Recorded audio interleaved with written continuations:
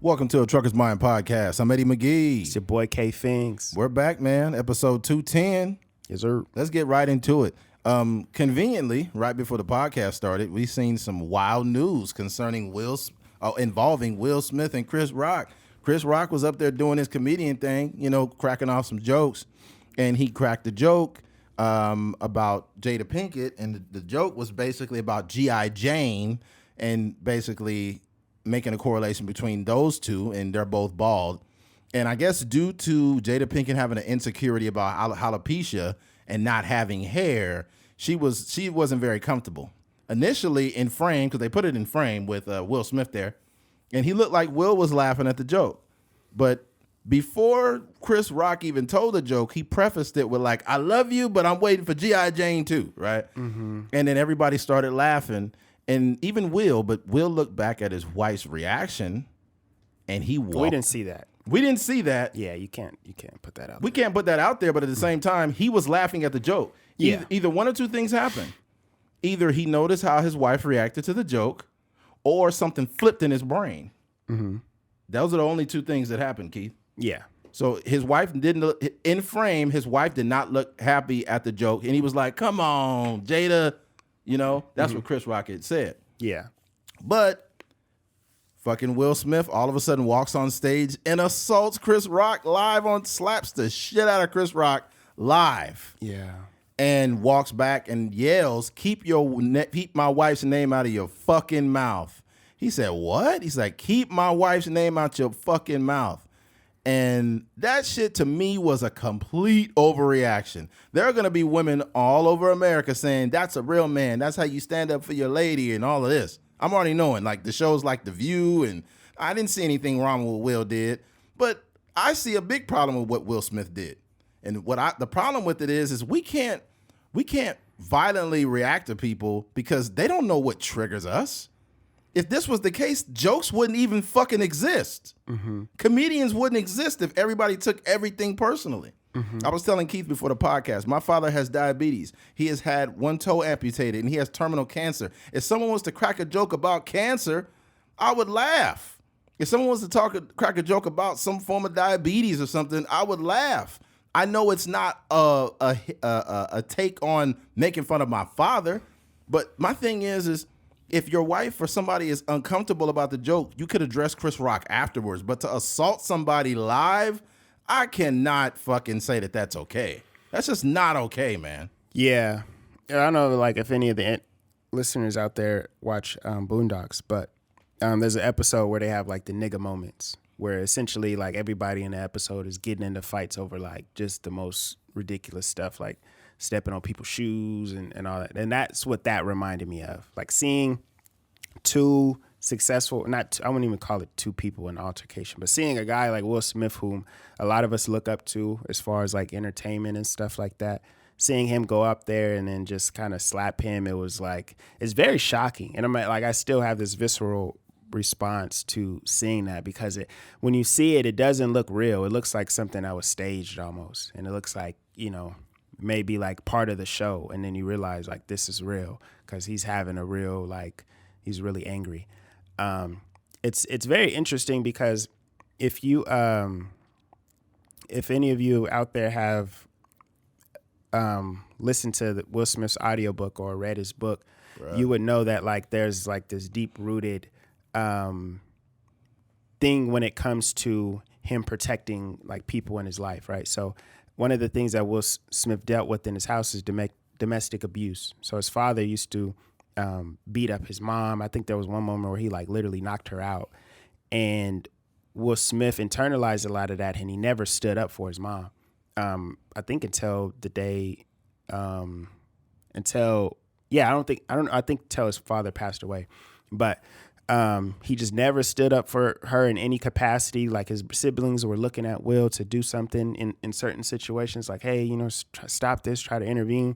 And he felt like he was like just a very timid person, especially when it came to his dad. And, he talked about a moment when he got a little bit older and he was running around in Hollywood and stuff like that, and he had a security. And I forgot what it was, but there was a switch that went on, and he would he would be getting into fights and stuff like that, but it was primarily like maybe an overreaction to his lack of ability to stand up for his mom when he was a child. So if you take all of that and then you put it in this moment right here, one, you realize that Will Smith is just a human being. Like, obviously he's a celebrity, but he has emotions and stuff like that, just like anybody else. But you realize that maybe in that moment he's looking at Jada Pinkett as he would his mom, and how, all those times when his dad may have called her out of her name or whatever the case may be, and he's internalizing that. And as a result, he goes up there and he slaps Chris Rock.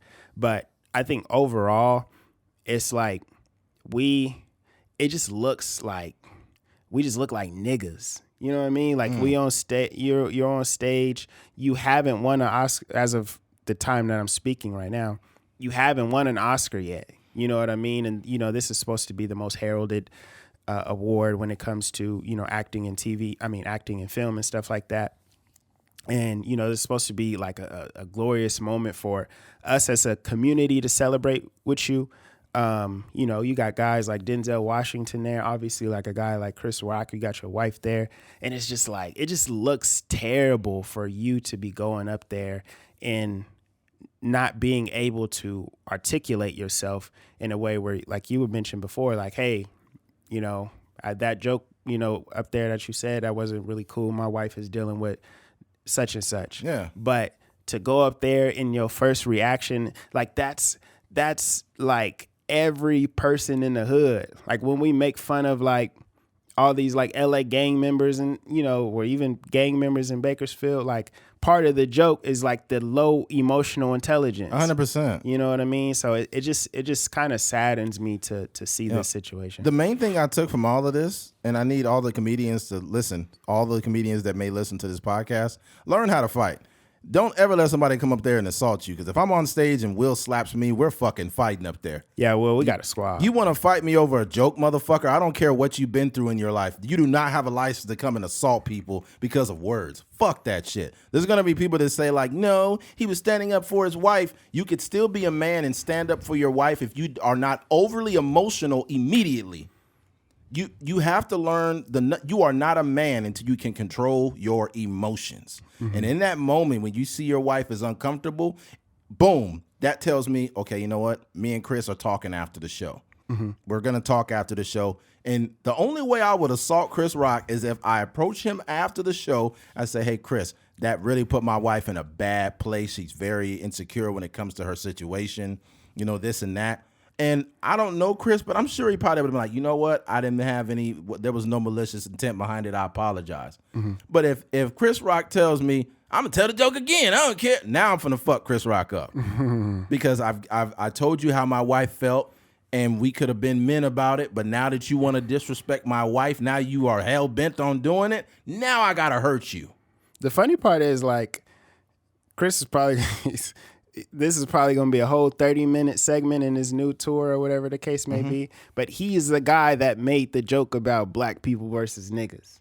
Yeah. And it's just ironic that Will Smith was up there acting like I just seen the funniest fucking tweet. I got to talk about it now. This is the tweet. Somebody tweeted this. Following that altercation, I'm being told Will Smith's mom got scared and now has to told him he's moving in with his auntie and his uncle house in Bel Air. That's hilarious. That was good stuff. That's a very convenient tweet. Some people, the way their brains work is just genius. But whose slap was crazier? Nipsey Hussle, rest in peace, Nipsey Hussle. This is way worse. Will Smith. This is way worse. Not only because, and then it was in an arena, so you could hear the slap around. Pow! It was a loud slap noise. It should be labeled the Victory Slap Part 2 if he does win the Oscar. I'm just putting that out there. Yeah, if he won it, they're going to take it away from that nigga right now and give it to somebody else. Like, you can't have somebody slapping somebody and getting an award at the same time. Yeah, that's crazy. It's like, we got to get Will Smith the fuck out of here. You know what's crazy? He got to sit down and see. This is where the privilege comes in. Here we go. If anyone else was to get up and assault someone, they would be escorted by security. Yeah, they'd be carried out of there. He went to sit down comfortably after assaulting someone. They'd be kicked out of there like Uncle Phil and Jazzy Jeff. Where the fuck is Will Smith? Where is Uncle Phil to throw Will Smith out of the fucking awards? First things first, rest in peace, Uncle Phil. I wish I knew how to. I wish I knew how to spell that sound. It's AAAGH. Oh, I seen a clip today with Jazzy. This is so hilarious. I seen it today. There was a clip with Jazzy Jeff, and he said that like every time he got thrown out, they used to do it in like 2 or 3 takes throwing him out. But he said he used to have to dive, right? Mm-hmm. And he said that like I got so tired of that because after a while I'd be all blue from jumping and hurting myself. Mm-hmm. He said, so that's why you keep seeing me in the same outfit over the years because I got tired of doing that. Yeah. They said they I heard a different story in the book, but they were saying the same thing. They said you knew that Jazzy Jeff was going to get thrown out based off of the outfit he was wearing to the crib. So if you wear a specific outfit, you know that he was going to get thrown out there. Yo, I'm going to say it because Keith won't, but where was this same energy for August Alsina? Then he made a song about called Entanglements. Mm-hmm. Featuring Rick Ross. Then Rick Ross hopped on there. I don't know. Rick Ross on the song? I don't know. That was corny for Rick Ross to be on that song. Why is he on the song? That was corny. Entanglements. Rick Ross the type of nigga that in the middle of his song, he'll just promote his new Wingstop. He's like, entanglements. Come and see me on Glendale Boulevard at the new Party Wings. At the new Thigh Stop. He got Thigh Stop and Wingstop now. But Thigh Stop is not a facility. Thigh Stop is a real place. They got a real store called Thigh Stop? Yes, Thigh Stop because there was a wing shortage, so a lot of the actual locations turned into Thigh Stops. It wasn't a store though. It was just a brand, a marketing ploy. Really? Yeah, I don't think they changed the name of Wingstops. Well, they just started. No, they didn't change the name of Wingstop. But it's a new thing. I'll double check. Yeah, I don't know if there's a Thigh Stop, but I might be wrong. Yeah, there's a Thigh Stop, bro. Let's see. All right, watch. There's a chicken wing shortage, so this chain wants you to start loving thighs. Boom, yeah, Thigh Stop. What is Thigh Stop? On Monday, Wingstop announced the launch of Thigh Stop, a virtual restaurant that serves, you guessed it, crispy bones in chicken thighs, boneless thighs for delivery. So Thigh Stop is a spot. It's not like a store though. Is what I'm saying. It was just a thing that they did when the wings were running though. Yep. But they still got thighs for your ass. Yeah, they got a lot of. I think they still sell them. I went to Wingstop a couple months ago. I ain't been at Wingstop in a long time. They're pretty decent. Wingstop is good. Yeah, Wingstop is decent. Smacking those like Will Smith. Yeah, man. Yeah, but that's the thing. I don't know if Will Smith went off on August Alsina, but I just hope you kept that same energy with him and not just coming after the comedian, the funny guy. Some of these comedians will fucking fight you, though. Some of them know how to fight because they know that the jokes that they tell can trigger people, and comedians get attacked on stage. Mm-hmm. It happened. Andrew Schultz talked about it, too. He said some Dominican dude went up on stage and like slapped him, and then security got him. Mm-hmm. But the thing about Andrew could fight. He got hands. I think Dale Hewley got hands too. Chappelle's in a boxing. So it's like, bro, if you would come and attack me, bro, we're going to be fighting. I think that I kind of want to commend Chris Rock for like having some emotional intelligence. And, you know, maybe it was a thing where he feels like he's a little bit too mature to be fighting another black man, or maybe he understood that how damaging that would look on television, like two black men just up there rolling around, tussling or whatever the case may be. But it could very well have just went left, and that one slap, you know, would have been much more magnified, and it, you know, and maybe maybe Chris Rock is a person, like obviously he's from New York and stuff, so I wouldn't imagine him being like a soft person, but maybe he was like, yo, I'm keeping my cool up here, but when we get backstage, like, we could throw hands if you want to. Yeah, man. You know? This is just a bad way to handle business, fellas. Mm-hmm. You know, the thing about it too, there are men literally that if you looking at, let's say you see some woman, you looking at her booty and you just walk off, like, you looking at my girl, dog? You looking at my girl? And they really want to fight you. Mm-hmm. And it's like, what do you like? And the thing about it is if I'm looking at some ass, and I walk off, because we're all men, we're all human, so we'll see. There's a difference between staring and looking. I look at ass, I don't stare at it. So if I look and I'm going about my business and a dude is like, hey, bro, you looking at my girl? How am I supposed to even respond to that? You putting me in a position where it's going to be a physical altercation. Yeah. Because if I'm be like, oh, nah, man, that's a lie. Yeah, I was looking at some ass. I was like, I mean, yeah, but I didn't know that was your girl. That would probably be you'd be like, well, you better stop looking, homie. And it's like, now you trying to tell me what to do, and I don't know That's you. when it's Now we got smoke, because now you coming at me with all of this anger and all these problems. Yeah. But truth be told, now, especially at my age, I'll be like, hey, you know what, homie? You go about your day. You have a good one, man. And I'll just try to walk off. Yeah. Because I'm not going to be fighting you and for no reason. Just because your girl got a fat booty and I seen it. We supposed to fight over that? Yeah. Like, bro, how many times have you been out with a girl and y'all either dating or you just chilling and you bust dudes looking at her booty? I don't give a fuck. It's just whatever. It's like, I can't control another man's eyes. And then not to mention, you shouldn't, if you don't want people looking at your girl, then date someone unattractive then. Yeah. Just if we gonna keep it funky. Chase somebody. Yeah. Yeah. If your girl got a fat ass or she looks very good, men are gonna look. You know what's funny too? What I see a lot of men doing? I'll be at the grocery store or somewhere else, and you see a dude just looking up and down, looking at everybody. He looking at you. You just like walking, minding your business, and the dude like staring at you to see if you looking at his girl's booty. Yeah, that's weird. That's weird, man. Some people get off on that though. What do you mean? They're like semi-cucks. Like they like when other people like their girl. You know, those people that like, you know, they be like grabbing a girl's butt in the grocery store and stuff like that. Yeah, they want to know if you looking. They'll straight up be like, you want to fuck my wife? I'll be like, man, don't threaten me with a good time. I actually do. Nah, I will say though, for Jada Pinkett, it's perfectly fine for her to not be okay with that joke. If you have like some, you know, insecurity that you're dealing with, and you know you don't necessarily find that funny, then it's okay for you to have that emotion. Because you know, I've been in certain situations where I've been in, somebody told a joke about me, or you know, I've been at the little comedy club or whatever, and it's people telling these black jokes that I don't necessarily find funny. But I just think like the reaction from Will Smith was that's too much. It was a little OD. It wasn't a little, it was way over the top. And then the yelling at the top of your voice, it's like, bro, this is not the setting to have this type of reaction. It just looks so bad. It just looks so bad. I could see if you outside the awards or something, but like, dog, what's really going on? Is Will on medication? Like, what the fuck is going on?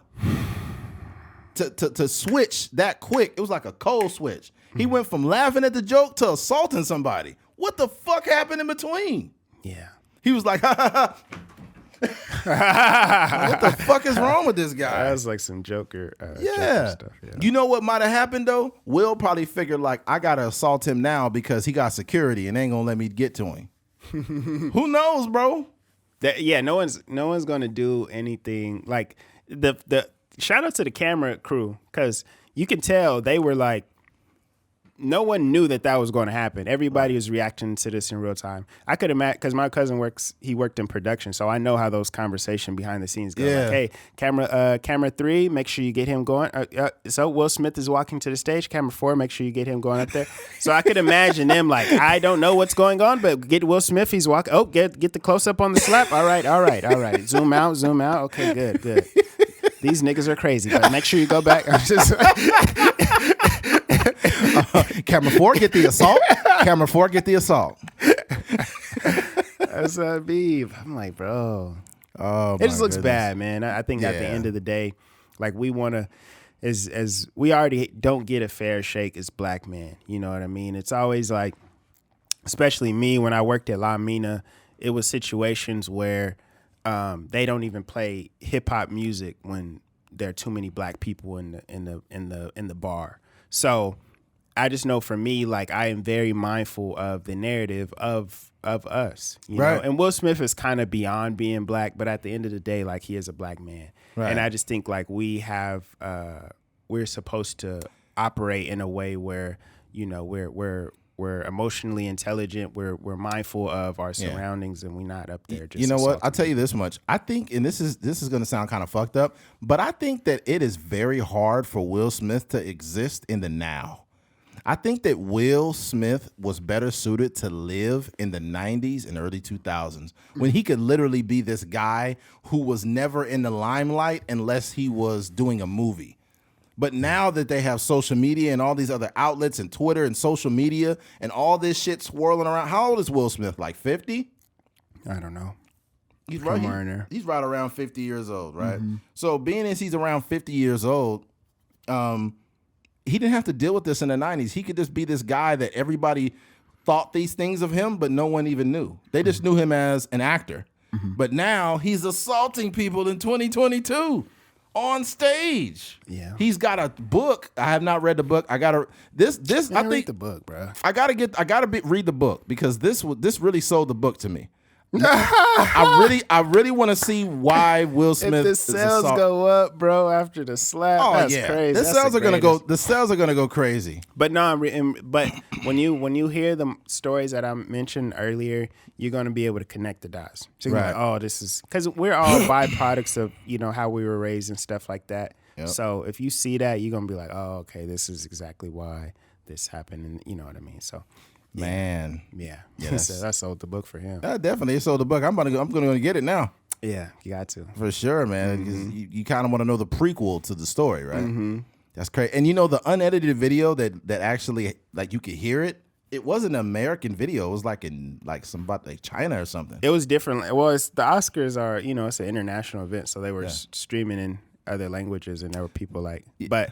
There's an English one that just has it. Yeah. Oh, okay. But the other one was just like Xing Shuang Song, Xing Shuang Shuang, Jada Pinkett, Xing Shuang Song.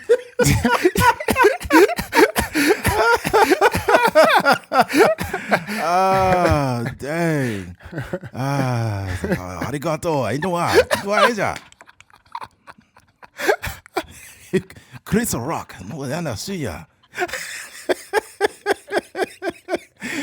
All you hear is like, what is she now, man? Shoryuken. You listen to that telecast, you'd think Will Smith threw a Hadouken. This nigga Will Smith throwing sonic booms. Sonic boom. No, can you imagine if they did this live? Like instead of like you hear the slap, it's just all like edits of like Street Fighter. Hadouken. Yoga flame. Yoga fire. Yoga fire. Bro, if you listen to this podcast, you'll get the greatest ideas. All right. Content creators and memes and all that, GIFs. Yeah. That'd be hilarious if they just put the what's Ryu and Ken when they do that jump punch? Or that back kick where they spinning around? I don't know. I put the bilk it.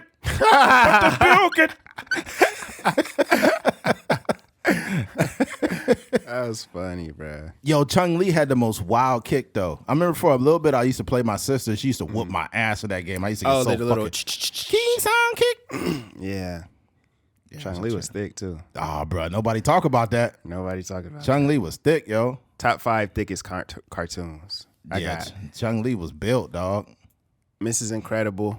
Yo, Chung Lee. Yo, you know what they did with Chung Lee though? And this is, I don't know if this is the animators that did it, but like when they did the Street Fighter versus Capcom or whatever, like literally in the video game, if you guys go to YouTube and look, like Chung Lee used to do that fighting stance, but in the newer game, they got her titties all bouncing. Yeah. You see that? Mm-hmm. I'm like, Jesus Christ. Chung Lee thick, man. And you know what they did on the old Street Fighter? Chung Lee had like a uniform on. It was short, like the skirt was short.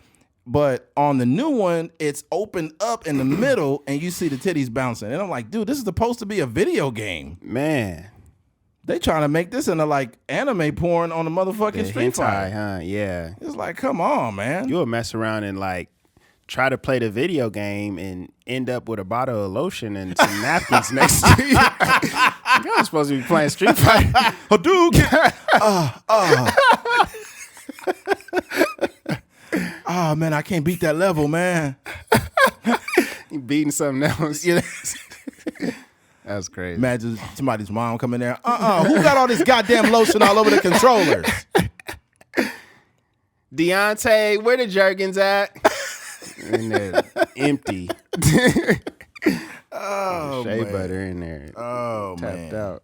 Well, Will Smith, we wish the best for you and hope that I hope he wins though. And also, and all jokes aside, I think it's it's kind of like the Leonardo DiCaprio moment where after all those years he finally got his Oscar. Yeah. And I would hate, that that's just him in a 45-second window. Yo, hold on, bro. This marks Will Smith's first. He just fucking won. Oh, a victory slap too. Oh, Told you. My goodness. I wonder if Will Smith apologizes in an emotional acceptance speech after slapping Chris Rock.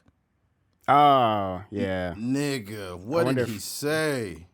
I wonder if we could find it real quick. I am speechless. Chris Rock may try to sue him. I don't think Chris Rock gonna sue him, though. I don't think so. I don't see that happening. Only the third black man to ever win the Best Actor. Quite historical. It's a historical night for the wrong reason, though, because he slapped a man before he got the fucking award. That's wild. This is the wildest thing. That's wild. Will should have had the same energy when Jada was in that entanglement. That's what I just said. Yeah. Jada was getting the shit fucked out of her by a young dude. And the dude made an entanglement song and all of that, but he didn't publicly say anything. But you will publicly assault a comedian? Mm-hmm. That's fucked up. But shout out to Will, yo. It doesn't change how I feel about Will. I think Will is an amazing, amazing actor. I think if your man ain't giving out big Willie slaps to defend you ladies, I got it right here. What happened? You got audio, yeah. Put it on there. Fierce.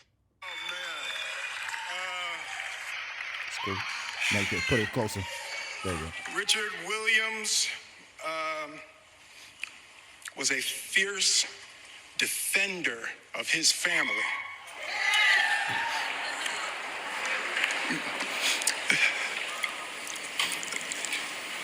In this time in my life, in this moment, I am overwhelmed by what God is calling on me to do and be in this world. Making this film, I got to protect Ingenue Ellis, who was one of the strongest, most delicate people I've ever met. I got to protect Sanaya and Demi, the two actresses that played Venus and Serena.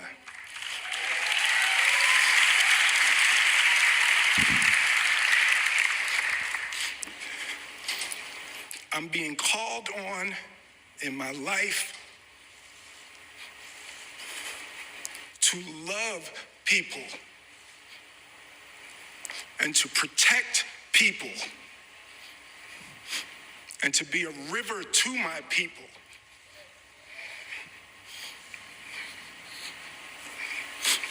And I know to do what we do,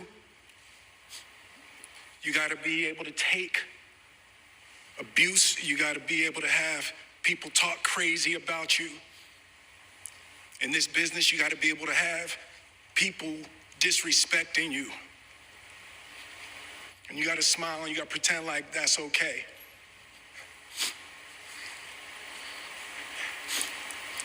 But Richard Williams, and what I loved, thank you, D. Denzel said to me a few minutes ago, he said, at your highest moment, be careful, that's when the devil comes for you.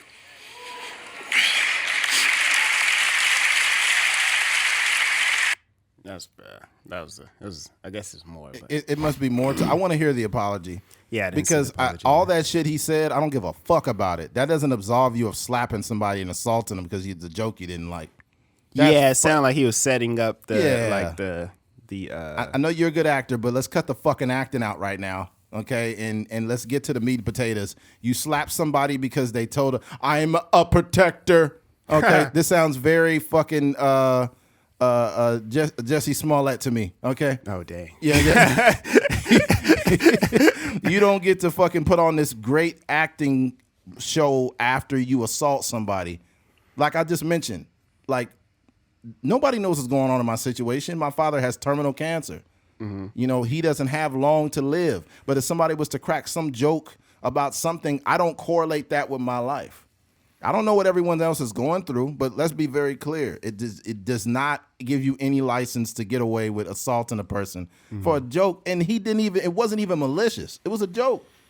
Like and especially me and Keith, as we are, have done comedy and are fans of comedy, jokes wouldn't exist if everybody got slapped for telling them.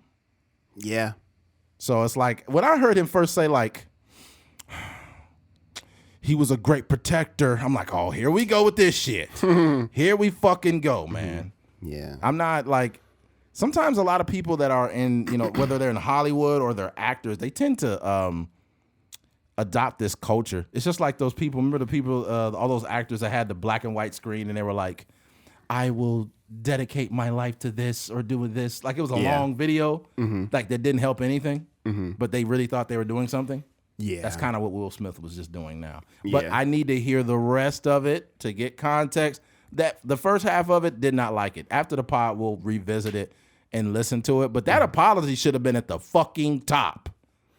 That should have been at the top. You don't slap a man on there and assault them, and then you get to sit back in your seat, and then you get up, they give you a fucking award, and now you give a speech about being a protector. That does not absolve you of anything. I don't like it.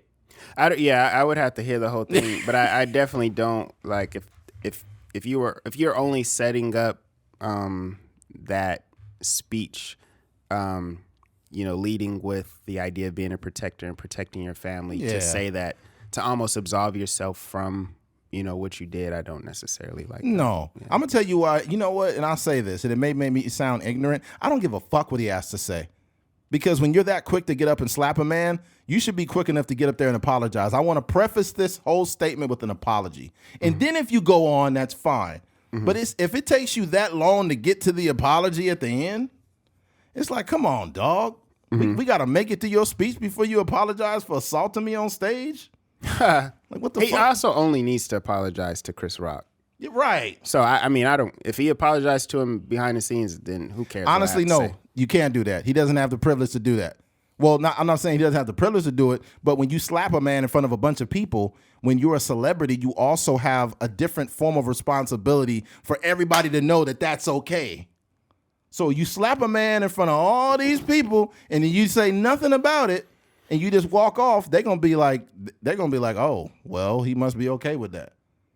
I don't know, but if they did it on a personal level, then like, cool. He didn't slap me. So, but this is not how it works, Keith. Like, if you are a celebrity and you do some shit like that publicly, you need to make it a statement publicly. That's just how it is. I'm not, like, as normal people, that's different. We could do this one-on-one. But I'm just saying that's between them. Like, if Chris Rock... Nope, it's between him and all the people that seen him get fucking slapped. But they're not getting slapped. They're just witnessing a slapping. I if know. He's apologizing to the Oscars for making an ass out of himself, that's perfectly fine. I don't think you're but picking... If he's apologizing to Chris Rock behind closed doors and he doesn't do it, or he does it at the end of his speech, then like I don't care, because he didn't slap me, he didn't slap anybody I love. I'm not even involved in it. But I don't think you're picking up what I'm laying down. This is what I'm saying.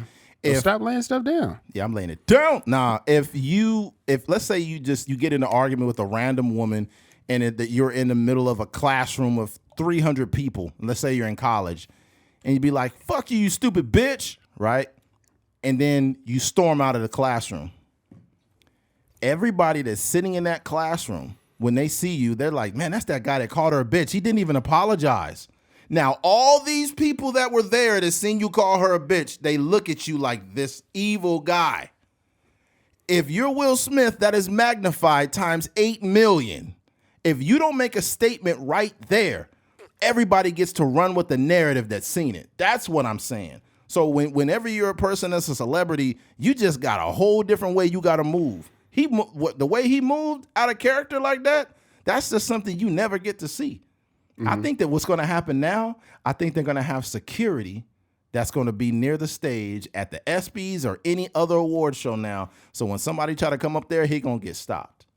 I would imagine there's some type of security already. Oh, but it was just because it's Will Smith. It's Will Smith. If Denzel Washington walked up to the stage, they may have just thought of it as like this is going to be some off the cuff moment. That's gonna happen. Imagine if Denzel did that.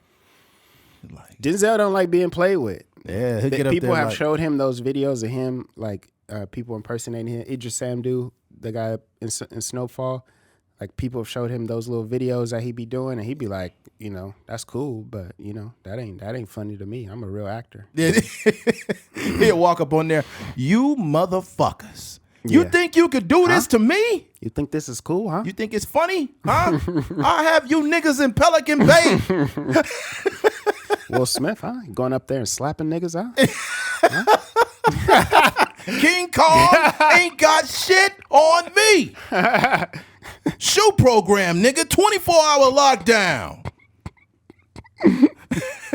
I run shit here. You just live here.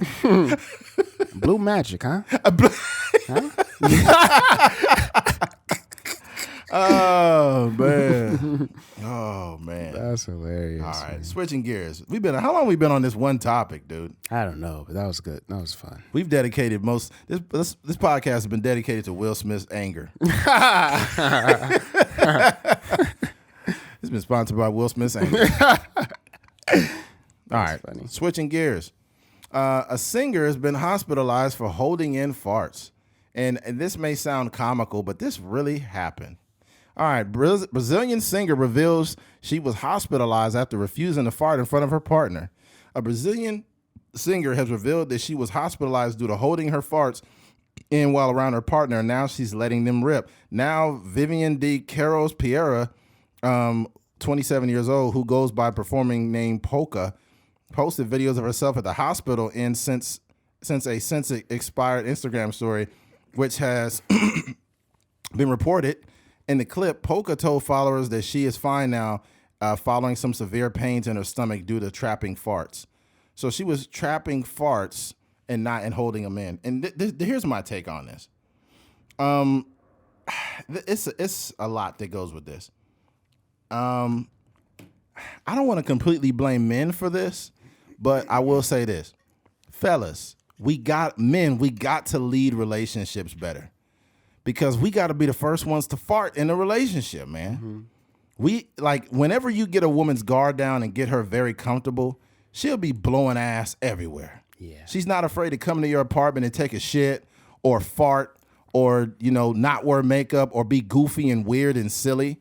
But when a woman is with a dude and she don't feel real comfortable with, they're going to be holding in farts. I once heard a woman, she literally told me, she said that she was with her boyfriend over a year and a half and never farted around him. And I'm thinking then what the fuck were you doing with this guy? Yeah, that's wild. Farting is a natural thing. Yeah. But sometimes women can get too comfortable and just be like, oh God, that's so funny, huh, babe? And be like, hey, you smell like a fucking farm animal. Stay over there. But yeah, man, it's crazy how you are too afraid you're afraid of judgment. That's the problem. I know you're shitting. I know you're farting because we're human, right? And I might crack a joke on you. I'll be like, damn, that stinks. But I'm not going to be tripping out. Yeah.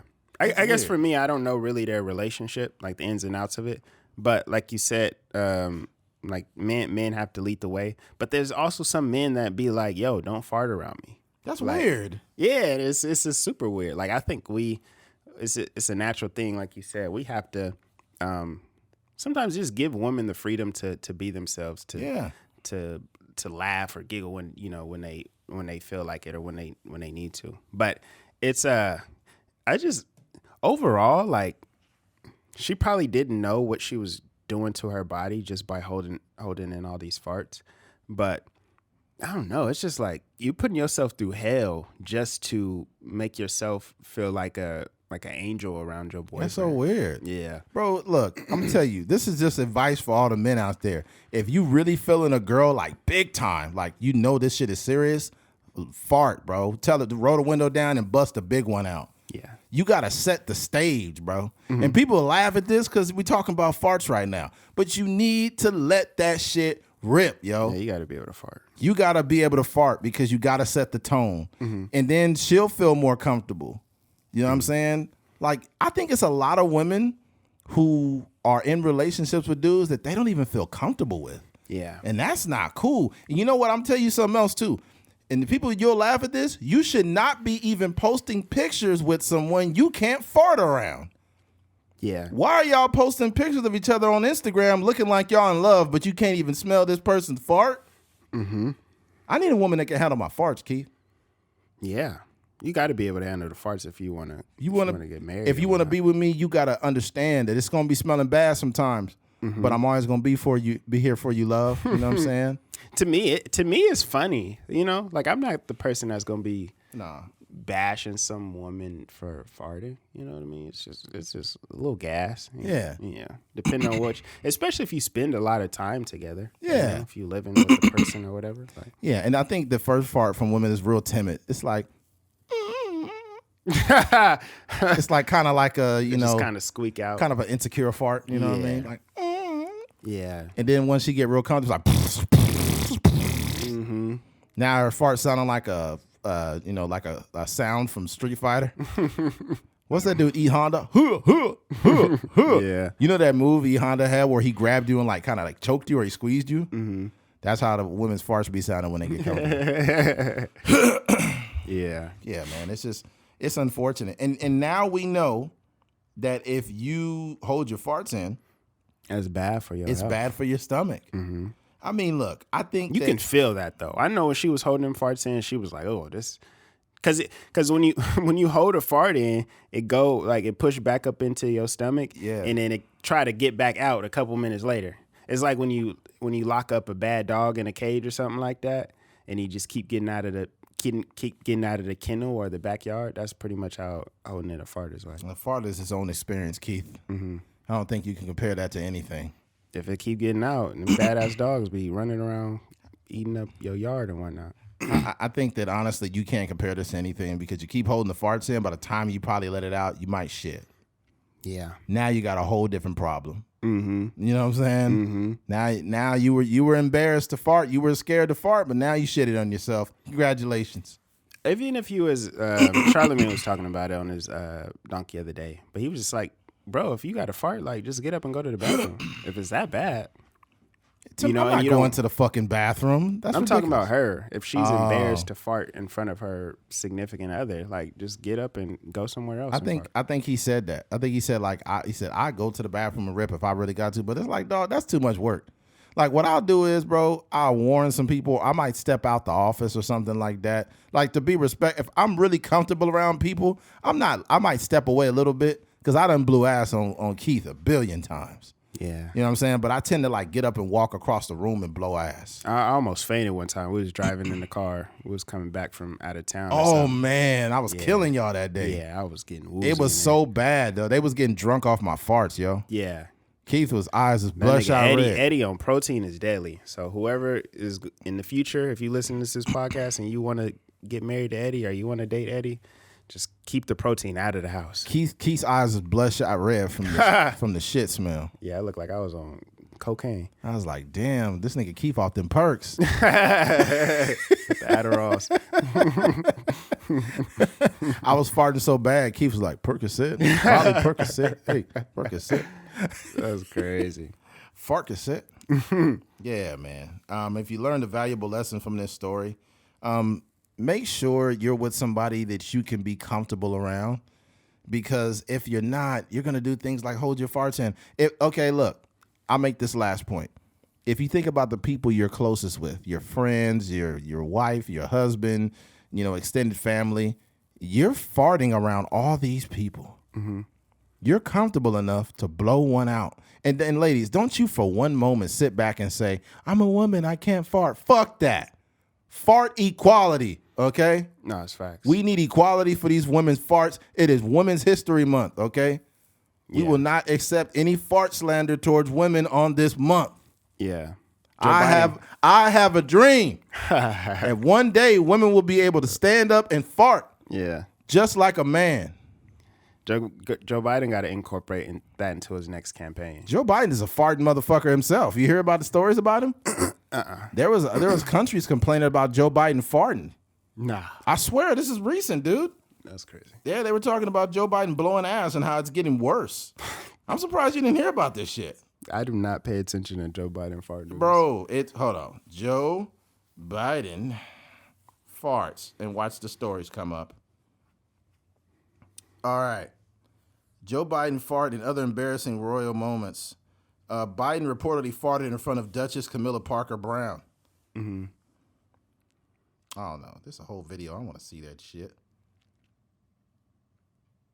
Yeah. But yeah, Camilla Parker Brown was like, hey, man, you need to chill on whatever you're eating. But you got to think about Joe Biden. How old is he now? 79 or some shit? Yeah, his intestines is different. Yeah, his bowels has got racism in them.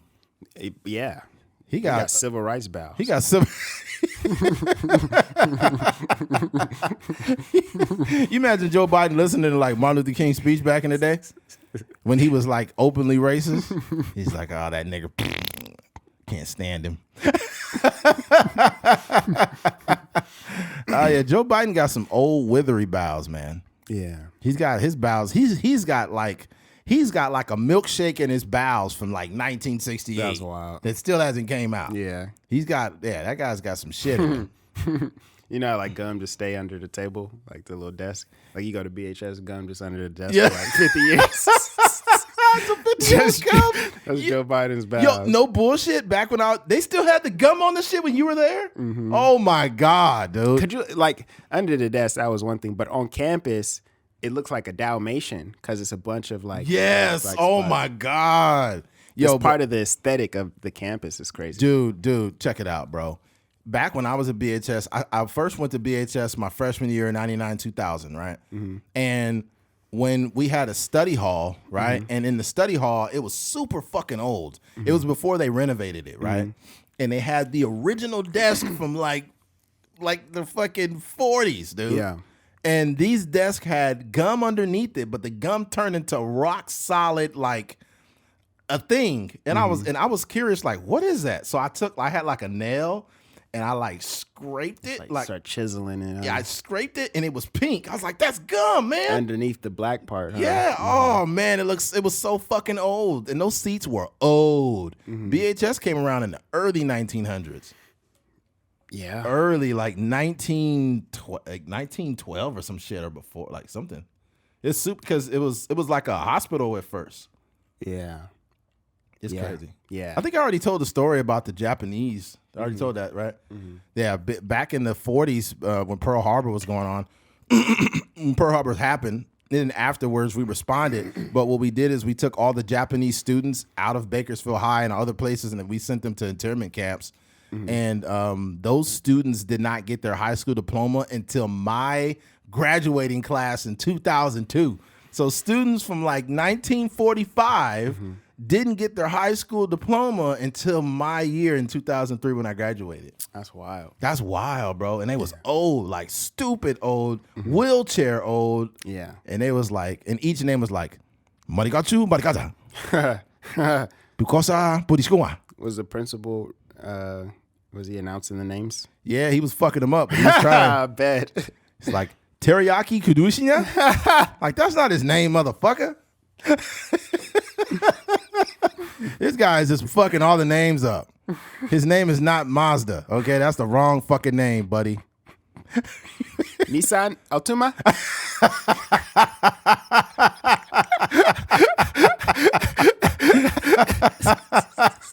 Oh man, you know that you'd probably be a parent telling a dad joke. I wonder what the MPG is on that thing. Oh man. That was a crazy time, man. If you guys go to YouTube and look up Bakersfield High School, like class of 2003, and then put like Japanese or something, you'll see like I think it was a history teacher, Ken Hooper. Shout out to Ken Hooper. You see like this white guy with glasses and a big old beard. Was he good at basketball? Oh God. Speaking of dad jokes. Oh my God. Yeah. Yeah. Good times though, man. Mm-hmm. All right. Switching gears. Recently, a dog was abandoned due to the dog potentially being gay. So I guess the owners assumed that this dog was gay, and they gave him up because he was humping a male dog, which makes no sense.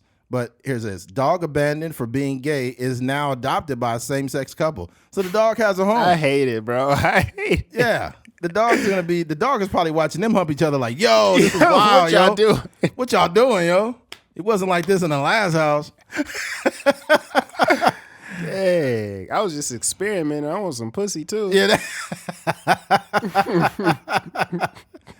Oh man! First, like before we even talk about this, like a dog doing that is what a lot of dogs do, and it's just to assert dominance. It's not to like be gay. That's what dogs do. They sniff each other's balls, ass, the whole humping things. Dogs they hump anything, but that doesn't mean he's a gay dog. dog. Will hump a pillow. That means he's pillowsexual. Yeah, it's a pillowsexual. He identifies as pillowsexual. But yeah, this is two white guys with that have been together, I guess 33 years. A dog who made national headlines this month after being abandoned by his owners for being gay has been adopted by a same-sex couple. Last week in Charlotte, North Carolina, reported 5-year-old Fesco was surrendered to Stanley Animal Protective Service by his owners after the pup humped another male dog. The shelter shared the unfortunate news on its Facebook page. Fesco quickly made national headlines and caught the attention of Steve Nichols and his husband, John Wynn, who live outside of Charlotte, not far from the shelter. I was in shock, Nichols said, of first reading about Fesco in the news. I flipped through and passed to the next story, and then something snapped inside of me. I don't want to hear what snapped inside of you. Nah, that's why. He said he went back and reread the story and watched the video coverage and then approached Wynn with an idea. We've been together for 33 years. In 33 years, we faced the same ignorance, bigotry, but we talked about it, and we thought this time we're going to do something about it.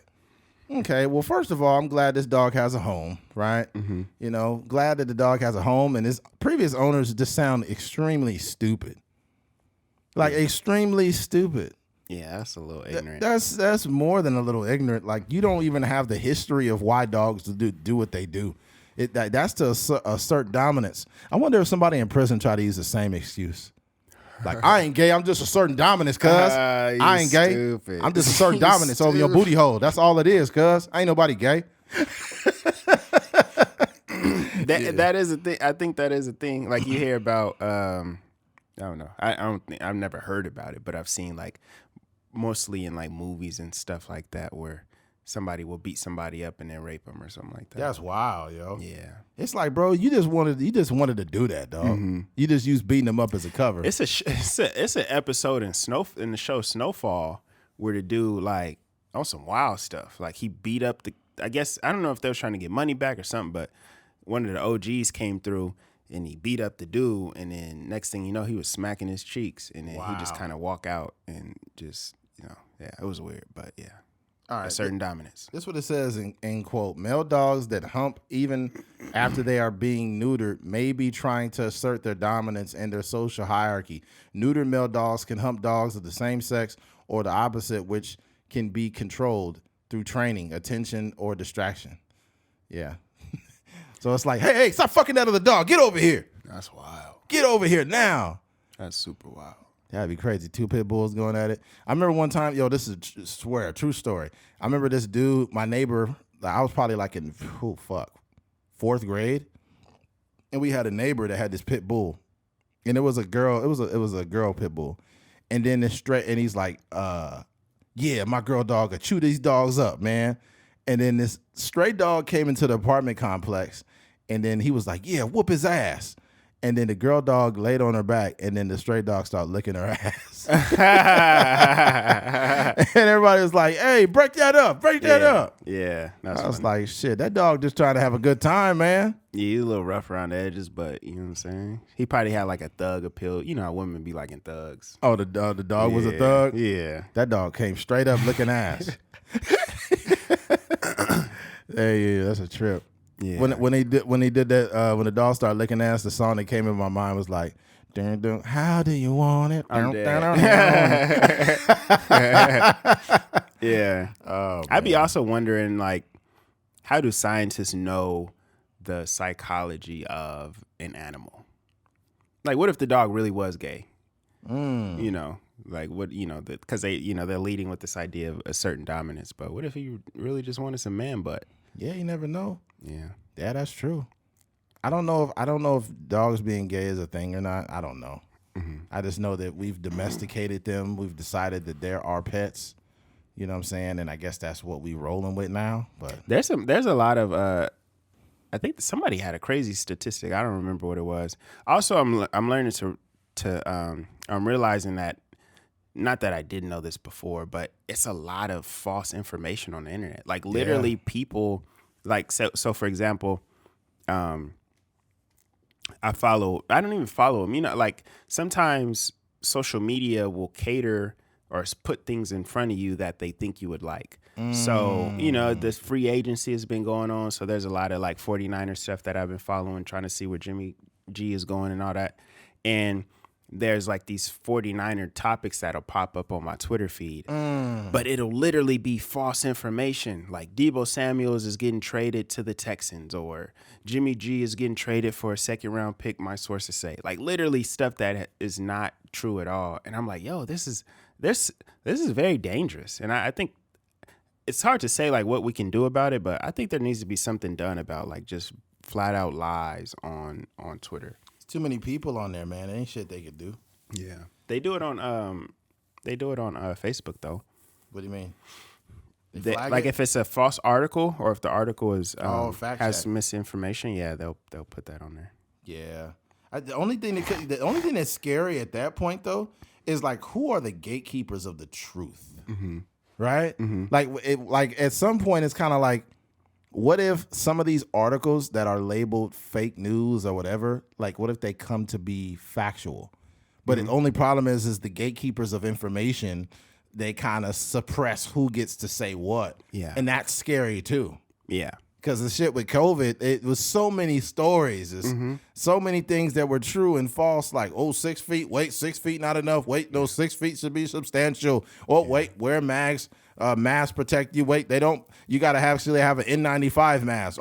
So it's like, bro, all these different stories that come out, and it's like you only get the truth in doses, or you get inaccurate truths. And you just got to believe what CNN tells you. You got to believe what Fox News tells you. It's like, you know what I think you should do? I think you should take in everything, and then you have to decide from that point what's valuable. Yeah. That's the world we live in now, man. Or we just have to fact check things. Like the internet is the internet. Like, but that's the problem, Keith. But that is a problem. Well, people are stupid. But when we were in school and you had to write an essay, the teacher would tell you straight on, like, hey, do not go to Wikipedia and use Wikipedia as a reference to this essay. You have to write an essay, fool.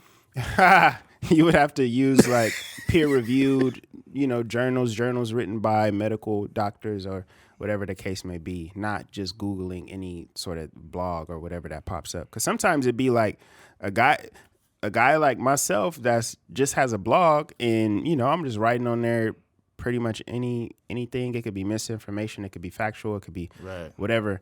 And people are referencing that as a truth. And that's the danger of the internet. Like Wikipedia is ran by just regular people, it's not good. That's how like and you hear celebrities even say stuff all the time, like, hey man, I'm not even from New York. I was born in New Jersey or something like that. They get the height wrong. Like, I'm not 6'2", I'm 6'5". Yeah, so you never know how old people are or how young people are, because that shit be fake. Yeah. Yeah, but I mean, the dumb thing is I'll still click on a Wikipedia link like it's like legit. You know what's crazy? I was just thinking about that moment with Will Smith and Chris Rock is going to be a Jeopardy question one day. Oh, yeah. Unfortunately, what's his name is dead. What's his name? It's not Pat Sajak. What's his name? I don't remember. What's his name? I think it's Pat Sajak. They don't have the show anymore? No, they do, but I'm saying the guy is dead now. Oh, okay. Yeah. Yeah, Jeopardy. This is Jeopardy. Hold on. Who is Will Smith? This person slapped such and such at the Oscars. What's his name? What the hell? Oh, some new guy. Mayim Bayek. Mayim Bayek? Yeah. What's the other guys?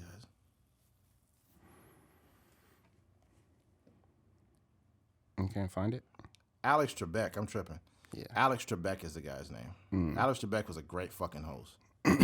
Yeah, But what I love about Alex Trebek is he kind of threw in his personality with it. Because it'd be like a nerd that would just think he was right. He'd be like, poop, poop, poop. What is tater salad? No, what are the tater salads? Now that would be trash if you got one word wrong and then you didn't get the money. That'd be trash. He'd be like, boop, boop. When you press the button, it'd be like, boop, boop, boop. And they'd be like, bacon twist. No, what are bacon twists? Nerd be all bent out of shape. Yeah. I've been waiting for this moment my whole life, Alex Trebek. This is messed up. That was crazy. That was when I was a kid, the biggest shows, like those type of shows, was Jeopardy.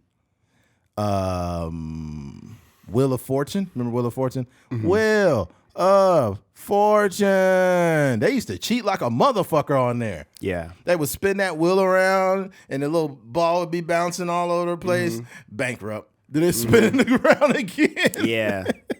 Bankrupt. It's like, dude, that ball's got a magnet in it, bro. It's got to have a fucking magnet in it. One time I seen some shit, I was like, oh, these niggas is cheating. They spun it around and it was like bouncing back and forth, and then it shot forward and it just jumped back. I'm like, hey, man. I might cheating. I seen that shit. I ain't trying to get that money up. Yeah. What's the other daytime show that was huge in the 90s especially? Price is Right. Price is Right. Yeah. And it was always some stupid motherfucker that didn't know how to bid on things. It'd be like a toaster. They'd be like, $900. The sad part is they'd be so excited. It'd be like a box of Magnums, and they'll be like $200.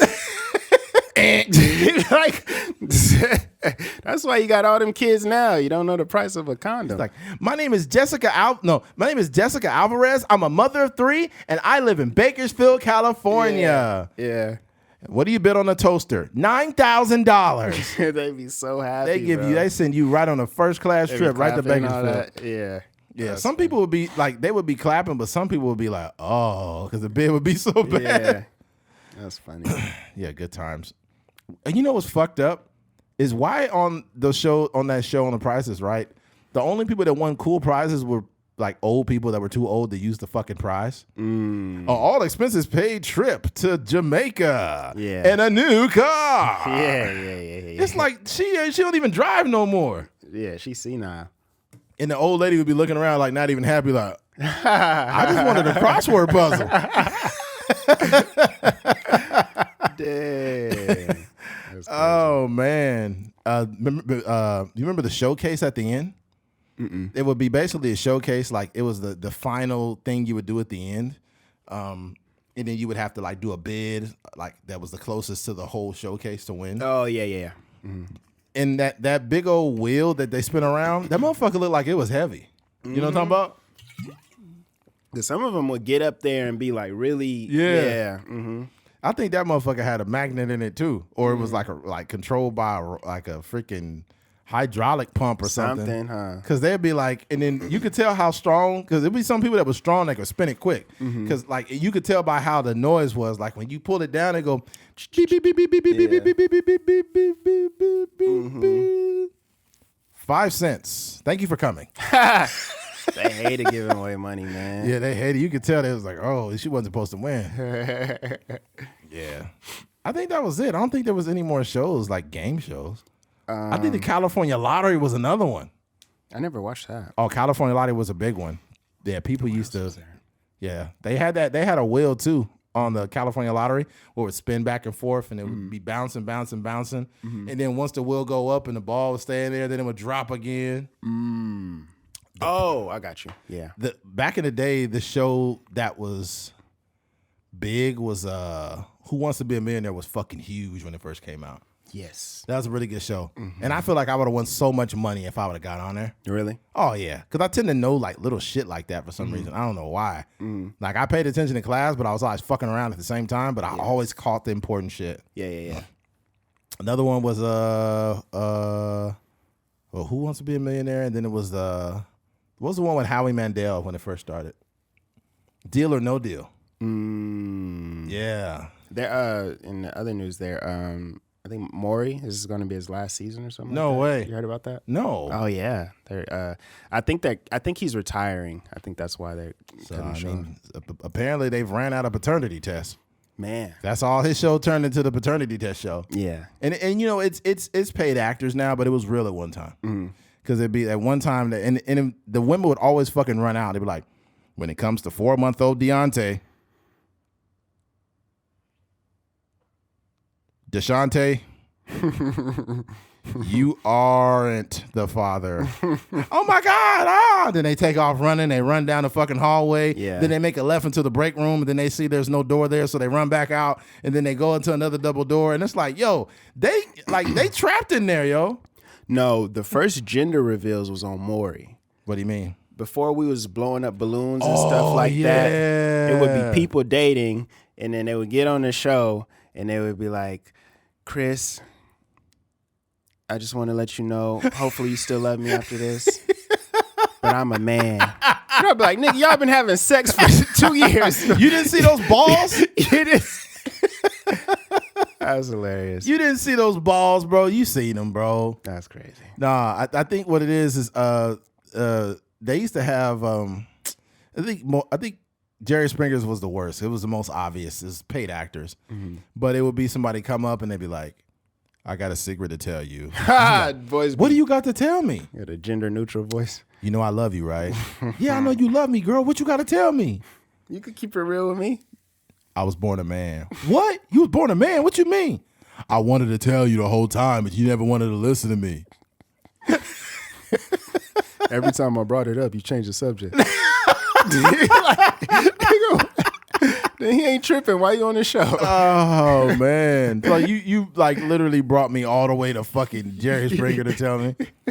Yo, it was this. You know how sometimes the girls on Jerry Springer would just get up there and just pull their breast out. I just want my Jerry beads. I just want my Jerry beads. It was this bigger black woman one day, right? And her titties was so big they had to blur out the whole screen. She's like, I just want my Jerry beads. And her titties was so big they had to blur out the whole fucking screen. And everybody was like, oh. That's hilarious, bro. That's comedy. Jerry. That's when the world started going downhill. Jerry Springer was the pre-internet. Jerry Springer was when, like, we've always had something in our lives throughout American history that has occupied like a negative space. Jerry Springer was one of them. Before that, it was like fucking Howard Stern. Because Howard Stern used to do wild shit before any of this shit came out. One day, Howard Stern put mayonnaise on these chicks' asses and was throwing bologna at their ass to see if the bologna would stick to their ass. Man, it's so funny because the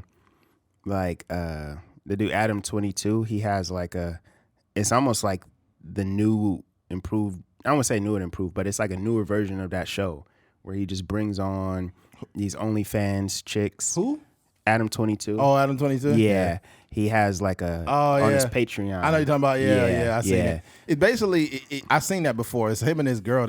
I guess they both do porn, but they basically bring on the girls that they fuck on there and they have conversations. And it's like, I'm not going to buy content to see fucking Adam.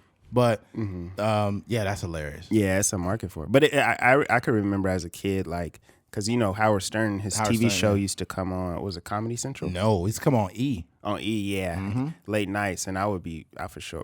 Actually, my dad used to watch it, and I would be like acting like I was asleep and looking at blurred out titties.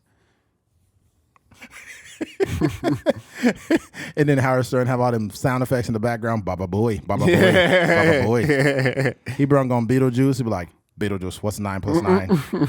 97. Yeah. He had one dude, I should not be laughing at this at all. But here's the thing, like sometimes you can't help what you laugh at, and it doesn't make you a bad person. But they had this guy on named Stuttering John. And Stuttering John used to like literally have convulsions because he would stutter so bad, bro. And I used to laugh. I used to be crying. And it's like, I shouldn't be laughing at this. Like he'd be like, I just.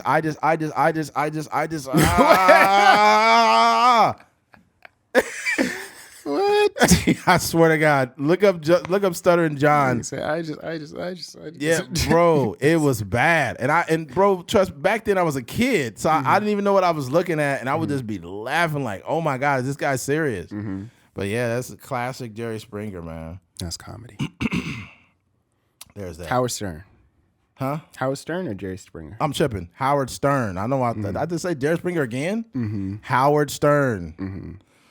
I'm conflating the pieces of shit. But yeah, that's really it with the gay dog stuff. We went on a tangent. All right, switching gears. Male birth control. I know for many, many years, women have had to deal with the brunt of, the side effects from birth control and acne and, all kinds of stuff. But I guess now they've created something for men. Male birth control pill expected to start human trials this year. The new non-hormonal pill was 99% effective at preventing pregnancy in mice. Let's see. Most contraceptives are designed for people with uteruses, leaving new pregnancy prevention options for those with testes. Let me see. Now scientists are working to create a non-hormonal birth control pill for men, which has proven successful in lab trials on rodents. According to researchers behind the contraceptive, human trials could start by the end of the year. Women have many choices for birth control, ranging from pills to patches to intrauterine? What the hell that is? UEI? Yeah, that. And partly as IUD. IUD, yeah. Devices and BET. BET. Girl, you got that BET device still up in you? Can you imagine like later in the future if like Spectrum gets involved with like IUDs? Yeah. And they'd be like, and they send you like a notification like, hey, your IUD bill is going to be due on the 15th. A subscription base? That's funny. That'll be crazy. You don't pay your bill, now you pregnant and shit. That's funny. They bear the most. Women have the most choices for birth control, ranging from pills, patches. Partly as a result, they bear most of the burden preventing pregnancy. The researchers behind the work say in the press release, but men's birth control options and therefore responsibilities could soon be expanding. This is what I'll say about this. I'm just gonna stick to condoms because I don't know. First of all, like if you're in a relationship and you take the pill, I don't even know if you should do it then. I think but damn, then you're putting all the responsibility on the woman now. What you mean? Like women have had to go through a lot with birth control. Sometimes it really fucks them up. Yeah. You know what I'm saying? It fucks them up. They could gain weight. They get acne, skin problems, all kind of shit. And it fucks them up. So it's like they've had to face the brunt of it. And it's like if you're in a relationship, a lot of people don't want. I'd rather use a condom than fucking take birth control. But some people don't want to wear no condom. They just I know. like that feeling. But if you want a kid and you like, yo, I'm cool with that, then just you could bust. But if not, it's like fuck. I would be too afraid to take this. It's not. They did a trial on mice, not humans.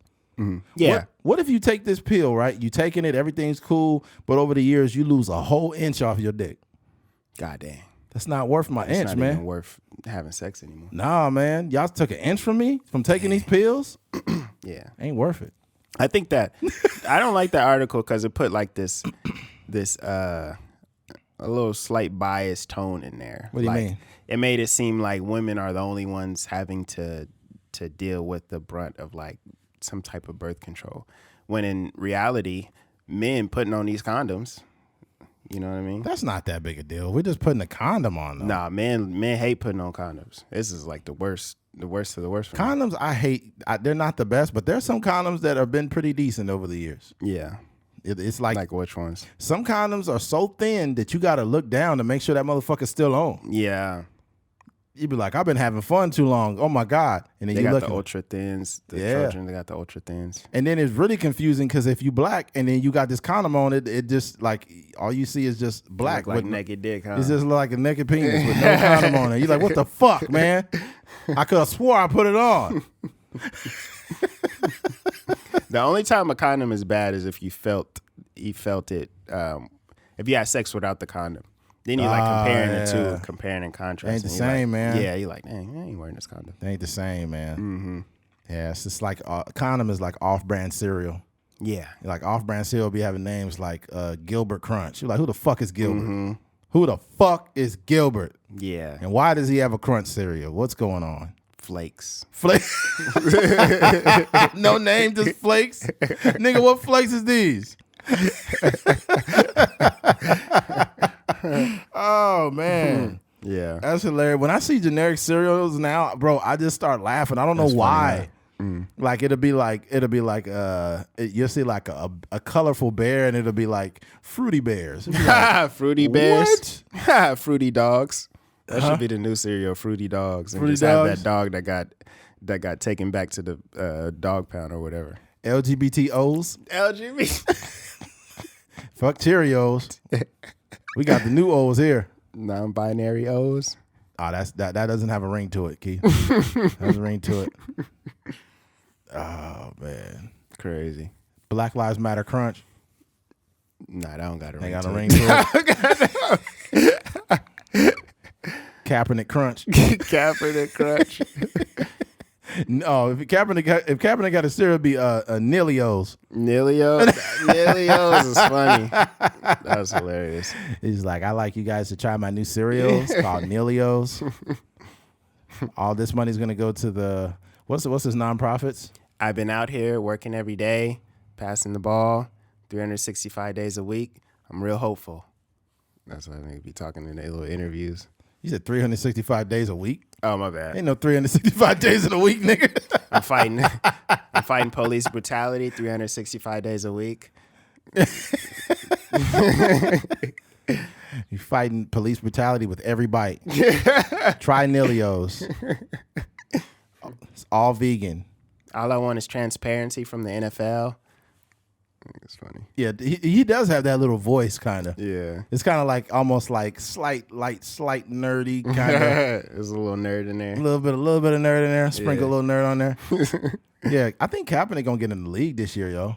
He's slanging that ball. He's slanging the fuck out that ball, and people are like he said he's getting legit interest from teams. Yeah. So Yeah, he said he's waiting on somebody to pull the trigger. You know, that would be such a powerful story for him to be back in the NFL and starting and successful. Yeah, I think the best team for him to go to is Atlanta. They got Marcus Mariota. I know, but as a backup. He better than Marcus Mariota. Yeah, that's true. That's true. Just But gotta play my role behind Marcus Mariota. Yeah, you know, if he played it like right now, the league is thriving with quarterbacks like Colin Kaepernick. Mm-hmm. But back when he was playing, it was still a lot more stationary, like classic quarterbacks. But now he would strive in this league. If you take Kaepernick to the Niners last season, we'd have a Super Bowl.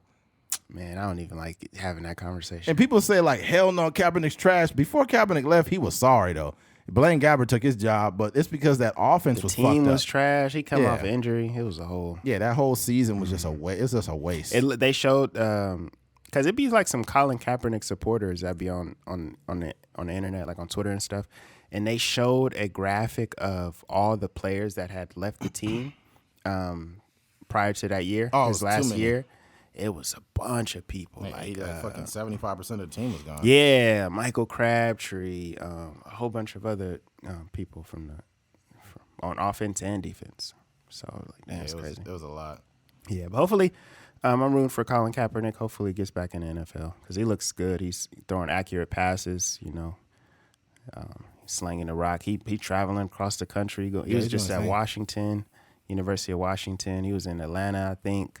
Texas, maybe. So he out there doing his thing. Yeah. You just I feel you jumped off topic, but I don't know what this male birth control is gonna do. I don't know how it's gonna affect us hormonally. Mm-hmm. So it's just a no for me. I'm gonna stick with the good old condoms. Yeah, I'm not taking none that's been tried on a rat. But I will say though, like if it was a thing where it was like a realistic thing, and maybe you don't want your girl taking the brunt of right. The birth control or whatever. Yeah. That would be That would be something I would consider. Yeah, but I would want to. You want to actually have a conversation with your lady first. Like, so is your birth control good? Like, yeah, I'm fine. I'm like, okay, no need for me to take this. yeah. Yeah. I ain't taking this rat poison. Yeah, that's facts. No, you just be like, so how's your IUD doing? Mm-hmm. Like, it's good. All right. That's pretty much it. That's pretty much it. Yeah. That's it. You know. But if your girl is going through problems, like, honestly, you're taking on the same risk as your girlfriend, though. Like, so that's the thing. She's got something in her that's still being researched. Mm-hmm. Like, IUDs ain't been out that long. Mm-hmm. I don't think they've been. I don't know how long they've been around. IUD is basically like when you having sexual relations and the sperm tries to make it to the egg.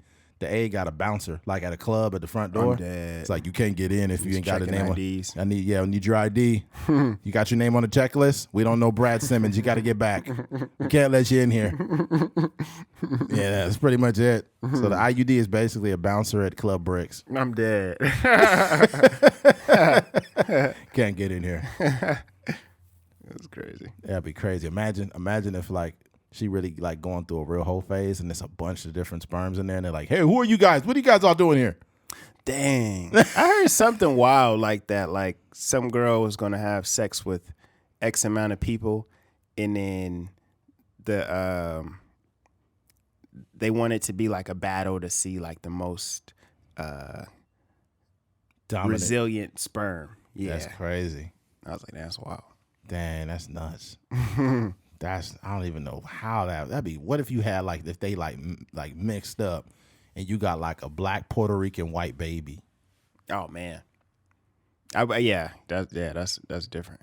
But I guess if you want to create a physical specimen, like you would just because if the sperm is just like that resilient enough to fight through all the other sperms and then finally make it to the egg, that shows a lot. Can you imagine the theme music behind that sperm? Dun dun dun dun dun dun dun dun dun dun dun sperm. Eye of the Tiger.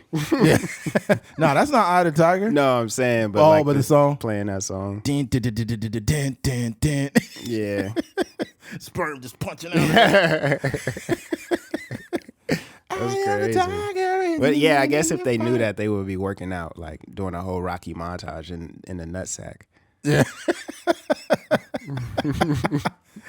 Oh man, I like when they had like the not the acoustic version, but like during the movie, you would hear different versions of a dun dun dun dun dun dun. It's what they call it is a motif. Motif, which is like a theme of like a musical theme. Right. And then they'll play it on the piano right here. Yeah. Play it on the strings in another part when they're having a conversation. So. And then you hear Rocky giving one of his raggedy speeches. You never give up fighting. You got to keep fighting everywhere you go. Yeah. You're not a quitter, and I know you're better than that. You're not a quitter. Yeah. Rocky used to get the shit knocked out of him. Yeah.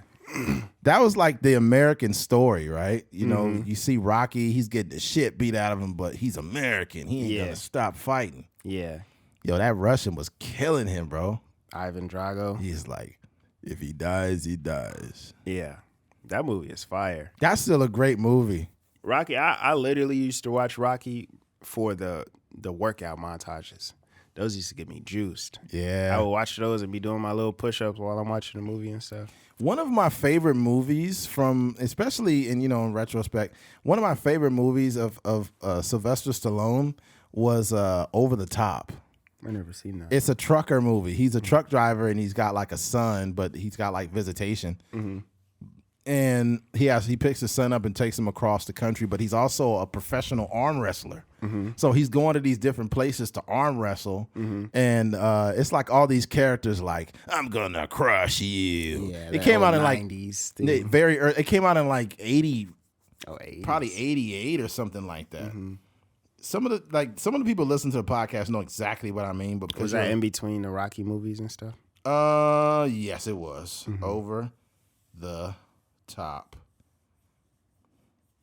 It came out in 1987. I was 2 years old. So you definitely weren't around, sir. Yeah, I ain't never seen that. Yeah, good movie though. Good movie. But they're like that was back in the day when trucking was glorified. Now people don't give a fuck about us now. Yeah. It's like, oh, you drive trucks, bro? Yeah. Fuck you. Damn, man. Fuck. Over the Top, and what was another one he was in? It was really good. There was other trucker movies that came out in the 80s. It was another one called Maximum Overdrive, where like all these cars and these trucks turned against humans. You ever heard of it? Yeah, it's a good one too. I think that came in like around the same time. Maximum Overdrive. It came out in 86. Fuck. God damn. Yeah. After a comet causes a radiation storm on Earth, machines come to life and turn against their makers. Holed up in a North Carolina truck stop, a group of survivors must fend for themselves against a mass homicidal trucks. A diner, cook, Bill Robinson, Emilio Estevez, emerges as the unlikely leader of the pack, attempting to find an escape plan for himself and the survivors, who include his boss, Bubba Hendershot, and a newlywed couple. Crazy part is somebody thought that was a good idea. Yeah, it was a terrible movie. I know for a fact I could make a movie when I be hearing stuff like that. Oh yeah, but we're talking about the 80s, and what I love about it too is like the nostalgia, like the sound effects and the music in the movies. Like back in the day, like the typical 80s like production. Yeah. It was like kind of like a rock. Yeah, like a rock slash like techno rock sound in the 80s. Come on, we got to get out of here. And then I think now we're getting to a space where dialogue in movies is a little bit more realistic. Because back in the day, it used to be like that. Like, look here, wise guy. What's going on here? You know? And then that's like what, the 40s or something? The 50s? Yeah, all them old 1950s movies. Yeah. And stuff. Yeah. Oh, that's hilarious because you remember those voices. Yeah. There was a movie, oh my God, what's it called? A Wonderful Life. I think I brought it up before. It's a Christmas movie. And it's basically a guy that was like, I wish I was never born. And they showed him his life and how life would be for others if he was never born. Yeah. Right? And it's an old movie. A Wonderful Life came out, wasn't it the 20s? Hold on. A Wonderful Life. I know they reference that in every TV show. Oh man, I can watch that episode. movie I watch it every year for Christmas. Every fucking year. Well, yeah. Release date, January 7th, 1947. There was only one black person in the movie, and he was a what do you call it? A servant. Like he was like bringing him food and shit. But he was the only black guy in the movie. But it was a great film. And then there's a part in the movie where he like comes down and he had all these complaints. I think this movie is very good and it aged very well because it's basically like, you know, be thankful for what you have type shit. Yeah. You know, he had all kind of debt, all kind of stuff. But once he came back to his life and found out how life would be if he wasn't around. People, family members. Yeah. When he came back, he was like, oh, I love this old drafty house. Oh, I can't believe you. I love you, Jamie. I love you, Tommy. When you guys watch the movie, you'll see what I'm saying. That's hilarious. Oh, Jamie, Tommy. Oh, come here. I love you guys so much. Oh, God. Back in those old gangster movies, that's how they used to talk. Yeah. Like, put your hands up. Yeah. Yeah. If you want to die, keep talking. Yeah. And they just have like one of those Tommy guns. Yeah. Remember the big old round clip? Yeah, good times. Good old days. Good old mob movies. I think E40 took a sound clip from one of the old mob movies. Yeah, I don't remember. He got so many songs. A barbarian, a savage. And then he had another one. Those are all clips from old gangster movies. Yeah. Like old Italian mob movies. Yeah. He's like, I'll tell you what we're going to do. We're going to come back here at 2:00. We're going to stick this thing up. If you don't have the money, we'll take it. Yeah. Like, oh, but I'm just a regular business owner. Please don't take my money. Yeah. We'll be back. And I need the money in a bag by 2:00. Yeah. I need the money now. That was funny. Good times. All right. Switching gears. Applebee's. Recently, Applebee's had some emails leaked. And the emails were these executive emails that just basically expose how a lot of people think in upper echelon freaking businesses. Where the hell is the damn son of a bitch? Hold on. Gotta find a link now to make sense of it. Applebee's emails leaked. What was that noise? You hear that? Some pigeons up there, bro. Pigeons sound like a pigeon was farting up there. He said, Even pigeons is farting in front of their significant ridiculous, right? These pigeons are shitting their brains out right in front of their pigeon wife. Take some notes. All right. Fury, as leaked Applebee's email suggests high gas prices mean cheap labor. A leaked email from a regional manager for casual dining restaurant chain Applebee's has been greeted with shock and disapproval after it was shared on popular Reddit forum Anti-Work. The post by Wayne Packeratz, the executive director of operations for Applebee's franchise, Apple Central LLC, has received more than 75 upvotes and has been shared around the internet where it has received mass backlash.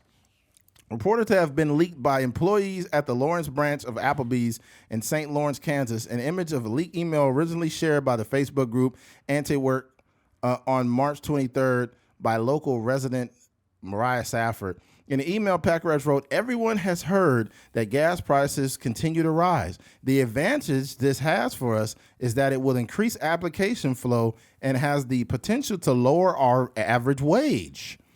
He goes on to explain that most of the Applebee's employees base live paycheck to paycheck, and that an increase in gas prices will automatically cut their disposable income. As inflation continues to climb and gas prices go up, that means more hours employees will need to work to maintain their current level of living, wrote Packeratz. He suggested that the change means that Applebee's is no longer competing with the government when it comes to hiring. Stimulus money is no more. Supplemental unemployment is no more. He concludes that this will force people back into the workforce. This is crazy. This is crazy that someone in upper management at Applebee's would write this. Mm-hmm. You're trying to nickel and dime motherfuckers that you're already nickel and diming. Yeah. And you're using the current landscape of America when it comes to the gas prices against the employees. That's sick. I can see why they put this shit down here and got outraged by the email. But here's the problem. They've always felt like this. You just were too much in denial to believe it. Mm-hmm. A lot of companies do this. Amazon, all these motherfuckers do this shit. When you work for these places, just know that if you need to take a day off or they want to fire you, they will replace you the next day. Mm-hmm. You are just a number. You are just a number to them. And you will never get rich working any job. That goes for all of us. Why do you think I do this podcast every week? Not only because I love it, because I'm fighting for my future. I know that this can be a lucrative thing. And I know that it's what I really want to do with my life. I don't want to go anywhere at any time. This is no slight to anybody. But if you're not running the business, someone's running you in a way. Yeah. And they're going to do all they can to not pay you what you're worth. That's that's just literally what society has molded the workforce to be. Is I'm going to make as much as I can make with paying you the least I can pay you. That's just kind of how it is for most businesses across the board.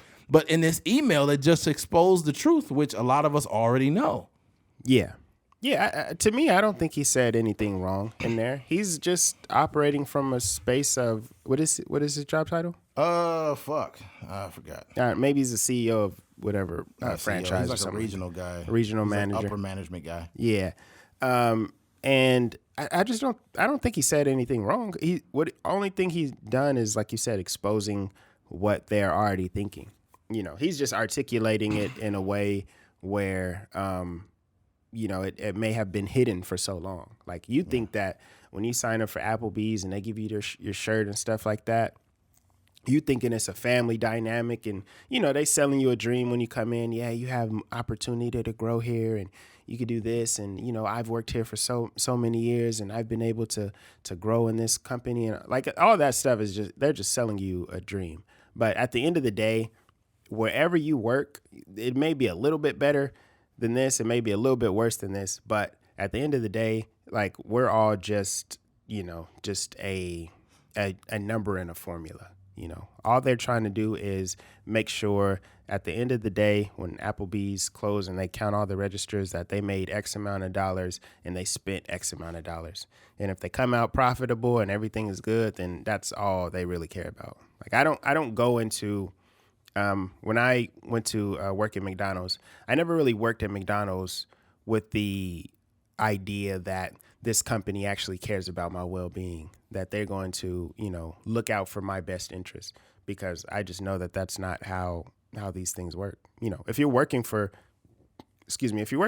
pretty much any of these big corporations, that's always going to be the tone of it. When you could get into like these mom and pop places where, there may be 5 or 6 employees in a certain office or something, then you can have like a real camaraderie or whatever the case may be. But Applebee's, like, bro, they don't care about you.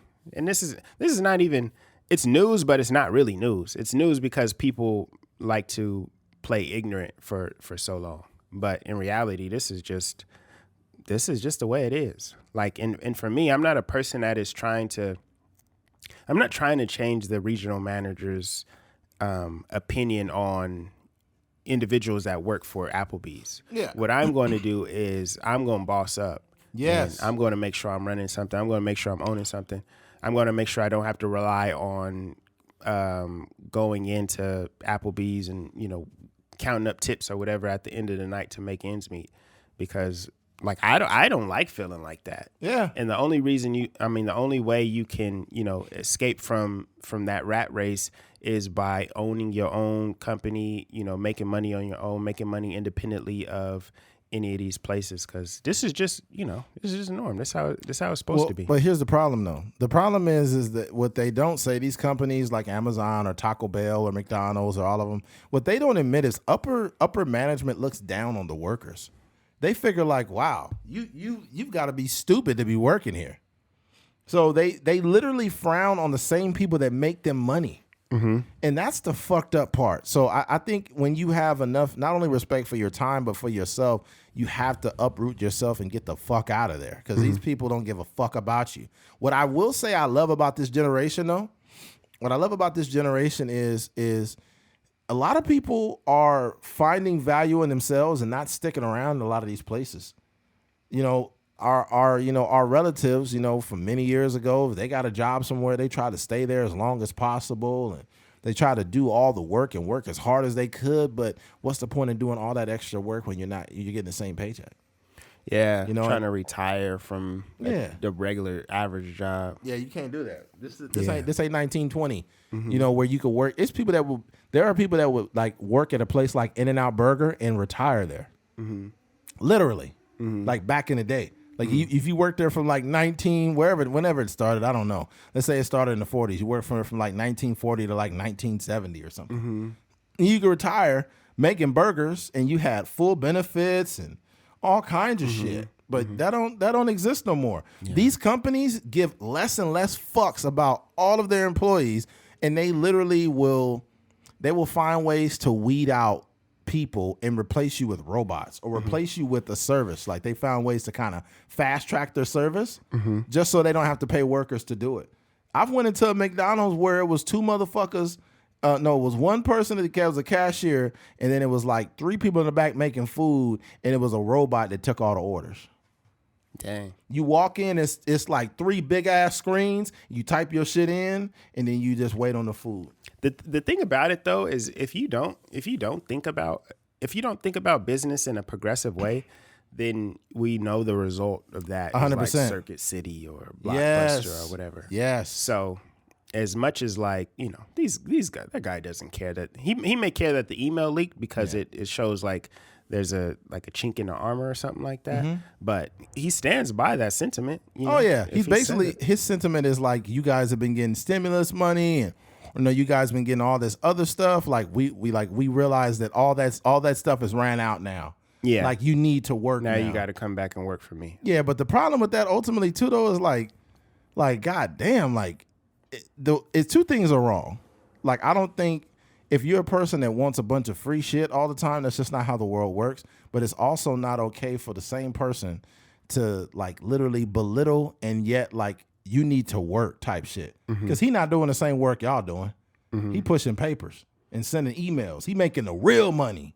When you at the top of the company making real money, it's real fucking easy for you to say something about the workers. You're not getting chicken strips out fast enough. You're not doing this. You ain't never picked up a chicken strip in your life unless you put it in your fucking mouth. But you gonna talk shit about the people that's doing all the work at your place. You guys need to move more effectively. I looked at the numbers and it's showing that you're not getting the orders out fast enough. But here's the problem. People that just deal with X's and O's and numbers, that's all they see. They don't see people. So, and they're also probably not giving you the tools to get the work done faster. I remember we had a dude come down from like corporate when I worked at Sears, and he was telling us like, we got to get the numbers up. We got to do this. We got to do that. And then Terrell, shout out to Terrell. He was the one that would always speak up. Like me, it's sometimes when you know things are going to fall on deaf ears, like you don't even want to say nothing. But Terrell would be like, yo, we got these old machines that don't work fast. Like how we supposed to do our job, but they don't come. Like these don't work. This don't work. This don't work. Like Terrell used to have a fucking shopping list of shit that didn't work right. One time the boss told us like, yeah, when you guys do great, I get a bonus. So I appreciate your hard work. He was like, how the hell you get a bonus if we do the work? Where's our money at? Yeah. You know, and this is the shit that goes on at these jobs. And then our boss tried to soften the blow at Sears. He tried to say, well, it's not like a big bonus, but I do get a bonus. Like, man, shut the fuck up. It's too late now. The cat's out of the bag. Yeah. I had to go in the office and I had to bully him into giving me a 50-cent raise back in 2006. Yeah. You know, I'm in college. I'm like, yo, I need to get a raise, bro. And he was like, I mean, right now we're not really doing raises. I'm like, yeah, you gonna give me a raise. And then it was me. I remember it was me. Shout out to Alvaro. It was me, Alvaro, and Robert. We went in the office. He was like, yo, we need a raise. Well, we literally bullied that nigga into giving us a raise. Yeah, that's so crazy. Like you think about, I remember the guy that his name was Clay. He was the person that taught me a lot of stuff at McDonald's. And he was talking about how Told you about the McChickens? Yeah, he told me about the McChickens. He talked about how every year he would go and meet with the owner, and he would have like a meeting about, you know, raising his pay. And I'd just be like, dang, you got to like fight tooth and nail just to get $1 more every hour or 50 cents more an hour, which in the grand scheme of things doesn't equate to much. But you think like, man, we fighting for scraps out here. It's crazy. Yeah, man. Yeah. I don't know, man. I think as a society, we have to start, how do I put this? We have to start looking at our situation before someone proves to us how much they don't give a fuck about us. Like, even if, let's say, a relationship's starting to go bad, you've seen the writing on the wall. You've seen it. You start seeing the energy shift. You start seeing things going on. You just wanted to avoid it. You know? But yeah, this is why I always show the utmost respect to people at fast food or places like Buffalo Wild Wings or Applebee's or whatever. They'd be like, all right, we're trying to get your order as soon as fast, sir. I'll be like, as soon as we can, sir. I'll be like, take your time.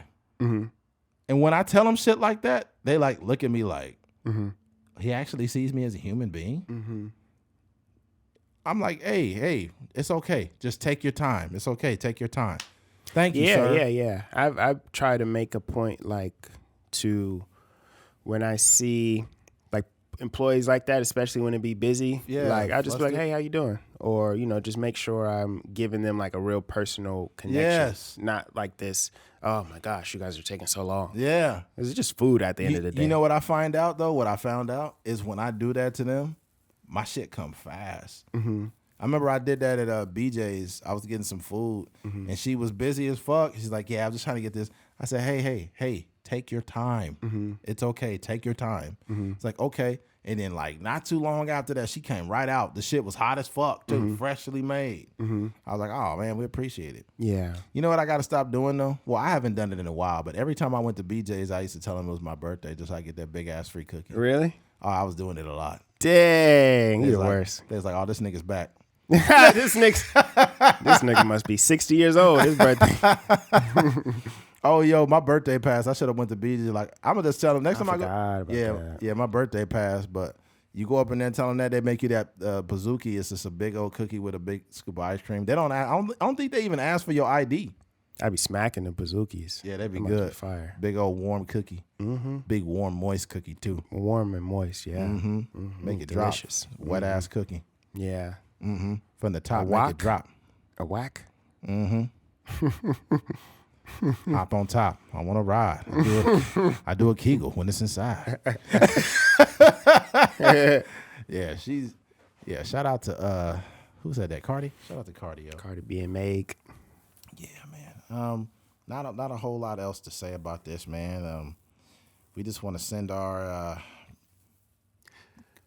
best out to Will, man, and You know what they should do? They should have a this would be the perfect setup to a celebrity boxing match. I don't think it's gonna happen, but you know, I'm just saying. And have me and Eddie host it, that'd be fire. yeah. And then like, you know, as one of the, you know, events or leading up to it, we will just have Jazzy Jeff get thrown out of the house. Oh man, yeah. I'm definitely glued to the internet. I want to see what everybody has to say. I want to see what DJ Academics and Charlemagne and Schultz and all these guys have to say. Yeah, they're gonna. Yeah, it's I gonna think be good stuff. if I say one thing that could be learned from this is to not be so reactionary. Yeah. You know what I mean? Like in that moment where you feel somebody has disrespected your wife or whatever the case. I mean, first of all, you need to understand he's a comedian. This is what he does for a living. And it's like you just flew off the handle. I just can't give any leverage to Will Smith. And I went on the internet right now. I went on Facebook and it was like, as he should, he deserved to get slapped for that. This is a bunch of women like telling Will Smith it's okay to be violent towards another man for words. That's not okay. Those are the type of women that get your husband killed. Exactly. Because you be in the club and you get into an altercation, and then that same person you slap will go right to their car, pull their gun out, and kill you. Kill you right there. And then go to jail for 20 years. There's some people that don't give a fuck, man. There's some people that do not care. Yeah. But yeah, I think that it is like I feel like it is how do I say this? I feel like it is important to protect your lady's honor, but it's also important to have control over yourself and not allow yourself. You know what I'm going to do? I'm going to do a poll on Instagram and say, was Will right or wrong for what he did? And I want to see what people say. Yeah. I'm just curious to see what people say. Because with me and Keith, we take a different spin on it. Not only as men that have control over our emotions, you know, but as people who can, you know, have been on stage and have done comedy, you know, we understand that like this, it's deeper than just like him feeling disrespected. I think it would also be kind of unfortunate if, I don't know what Jada Pinkett's opinion on it was, but like it would also be kind of unfortunate if Jada Pinkett is the one that had the emotional intelligence in that. If she like, yo, well, you tripping. You didn't have to do that. Yeah, we can't make Jada out to be the bad person. Jada didn't go up there and slap him. Jada made it feel uncomfortable, but at the same time, that doesn't mean she told Will to do that. Yeah. Man, like, yo, Will had a Kanye moment today. We can't ignore that. That's so, it still baffles me that this happened in real life. I just had a revelation. Will Smith just had a Kanye moment, and August Alsina is his Skeet Davidson. I'm dead.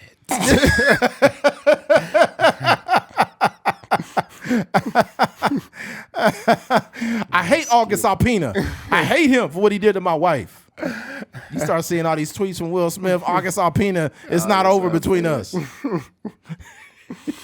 That's, but I will say, like going back to what I was saying earlier, like, man, all these celebrities are humans, and a lot of people's mental health is hanging on by a thread, and a lot of stuff unchecked, whether it's COVID and all this stuff built up with the book coming out and movies and Oscars and all these things. Like, man, all this stuff combined can really take a toll on your emotions. So maybe 9 out of 10 times he might have just brushed it off. But that one moment where he was just dealing with so much stuff in his life, like that happened. I just think like our emotions are okay, but we can always control how we react to certain things. And I think that's the place we need to be in, where we don't allow certain people to get us out of character. Yeah, that's what you don't want to do.